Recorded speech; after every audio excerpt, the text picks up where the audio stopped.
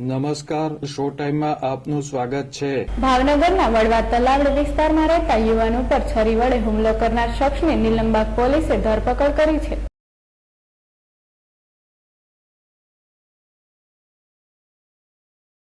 ભાવનગરના વડવા તલાવડી વિસ્તારમાં રહેતા સંજયભાઈ ગોવિંદભાઈ પરમારના મામા મહેન્દ્રભાઈ સોલંકીને 6 વર્ષ પહેલા નીરજભાઈ સોલંકી સાથે ઝઘડો થયો હતો અને નીરજે તલવાર વડે હુમલો કર્યો હતો।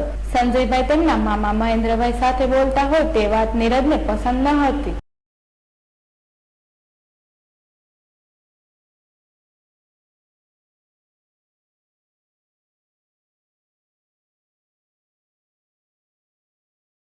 આ બાબતને લઈને નીરજ સમાધાન કરવાના બહાને આવ્યો હતો અને સંજયભાઈને સ્કૂટર ઉપર ઘર નજીક લઈ ગયો હતો અને છરી વડે હુમલો કરી ગંભીર ઈજા પહોંચાડી હતી।